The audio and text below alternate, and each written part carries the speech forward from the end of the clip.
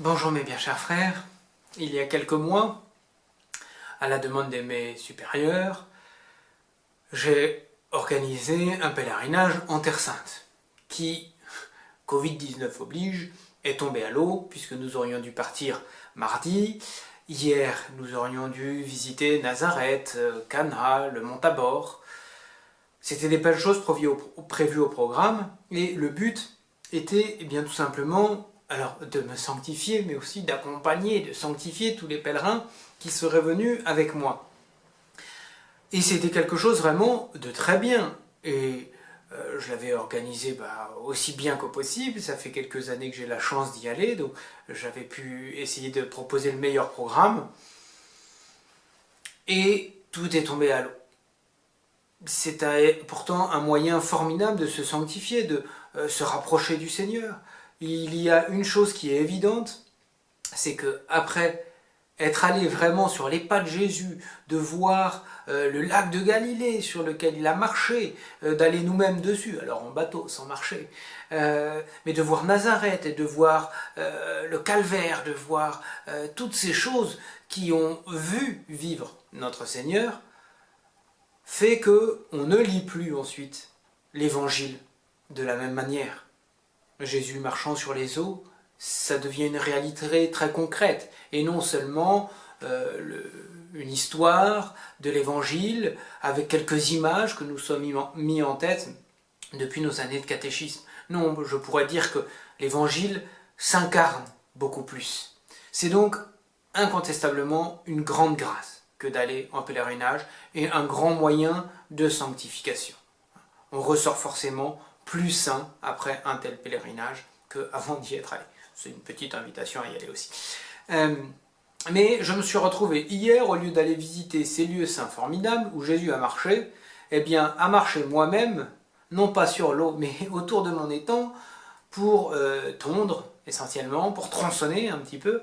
J'ai passé mon après-midi dans le jardin. Cela m'a fait le plus grand bien. Ça m'a certainement pas sanctifié autant. Et non, justement, c'est là où je veux en venir. C'est que j'avais prévu mon pèlerinage en Terre Sainte, et c'est très bien. C'était un moyen de sanctification, c'est indéniable. Mais il se trouve que le bon Dieu n'a pas voulu que ça se fasse. En tout cas, il a permis que ça ne se fasse pas.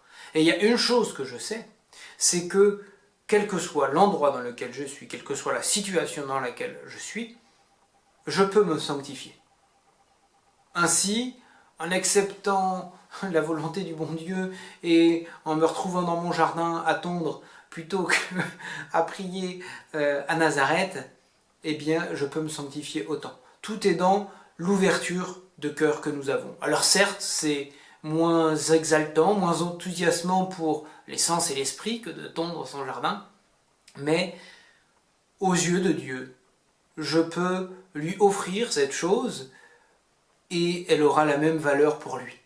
Donc tout dépend des dispositions de notre cœur. Alors, bien, j'invite tous ceux qui sont dans la même situation, qui devaient aller au pèlerinage et qui n'ont pas pu, eh bien, à faire la même chose, à offrir ce qu'ils ont pour leur sanctification avant d'aller à Nazareth l'année prochaine. Ce n'est que partie remise. Et puis, tous les autres aussi. On est tous concernés. On avait nos projets, tous. Nous avons eu nos projets qui ont été contrariés par ce confinement. Eh bien, disons-nous que les bonnes choses que nous avons prévues, je pense à ceux qui avaient prévu le pèlerinage de Chartres à la Pentecôte, eh bien, c'est un excellent moyen de vous sanctifier. Confinés, si nous ne pouvons pas être sortis d'ici là, eh bien, vous pourrez d'une autre manière, mais tout autant, vous sanctifier. Voilà, mes bien chers frères, sachez que tout concourt tout concourt au bien de ceux qui aiment Dieu.